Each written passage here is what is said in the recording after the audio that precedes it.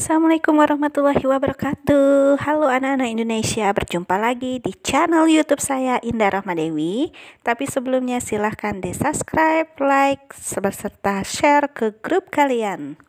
Pada kesempatan kali ini kita akan membahas materi pelajaran kelas 8 semester 2 bab 4 mengenai semangat kebangkitan nasional tahun 1908.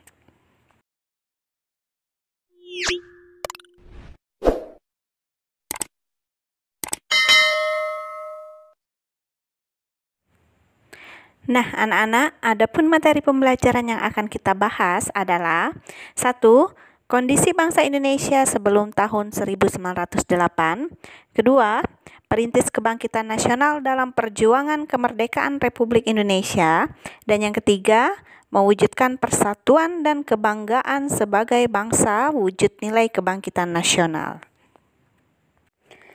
Nah, anak-anak, kita akan memasuki pembahasan yang pertama, yaitu mengenai kondisi bangsa Indonesia sebelum tahun 1908. Rusaknya ekonomi Eropa akibat peperangan dan berkembangnya teknologi pelayaran pada abad ke-15 menyebabkan negara-negara di Eropa melakukan ekspedisi untuk mencari sumber-sumber ekonomi baru ke seluruh dunia.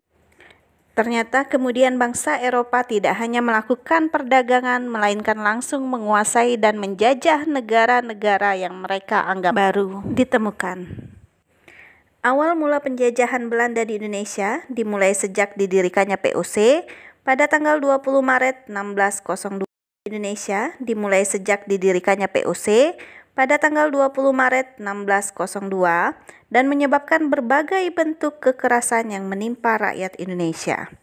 Di berbagai daerah, POC melaksanakan politik divide and impure, politik adu domba, yaitu saling mengadu domba antara kerajaan yang satu dengan yang lain atau mengadu domba di dalam kerajaan itu sendiri.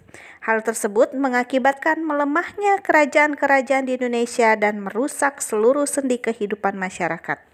Bangsa Indonesia makin menderita ketika Daendels berkuasa pada tahun 1808 sampai 1811.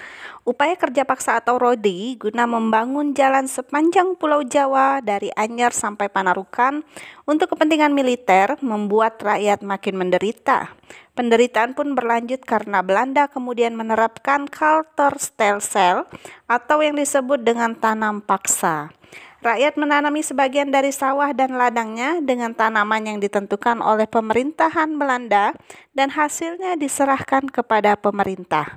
Nah, anak-anak, nampak foto berikut yang menggambarkan penderitaan rakyat Indonesia ketika itu.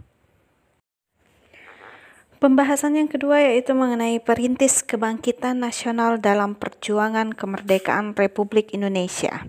Kebangkitan nasional ditandai dengan lahirnya Budi Utomo tanggal 20 Mei 1908 oleh Dr. Wahidin Sudirohusodo dan Dr. Sutomo. Organisasi sosial intelektual ini menyatukan semangat persatuan dan kesatuan bangsa untuk mewujudkan kemerdekaan Indonesia. Adapun tujuan didirikannya Budi Utomo yaitu 1. Memajukan pengajaran, 2. Memajukan pertanian, peternakan, dan perdagangan, 3. Memajukan teknik industri, dan yang keempat, menghidupkan kembali kebudayaan.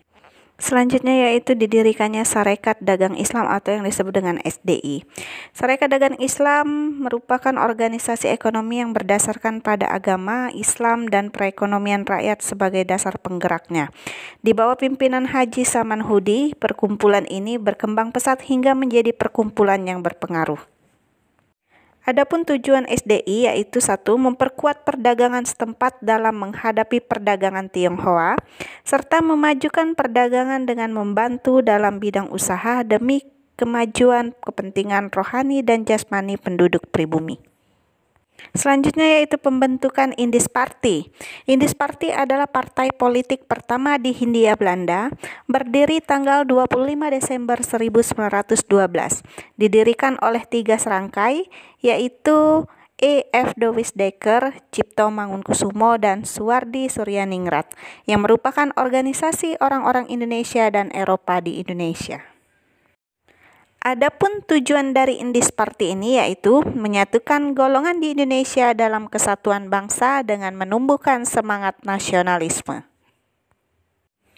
Pembahasan yang terakhir yaitu mewujudkan persatuan dan kebanggaan sebagai bangsa, wujud nilai kebangkitan nasional. Adapun tahap-tahap pembinaan persatuan bangsa Indonesia itu yang paling menonjol ialah sebagai berikut. 1. Persamaan nasib. 2. Kebangkitan nasional. 3. Sumpah Pemuda. Dan yang keempat, Proklamasi Kemerdekaan Negara Indonesia.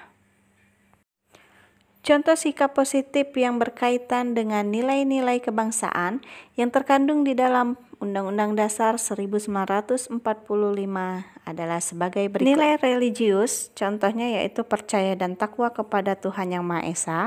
Selanjutnya, nilai kemanusiaan dengan cara mengakui persamaan derajat, persamaan hak, dan persamaan kewajiban.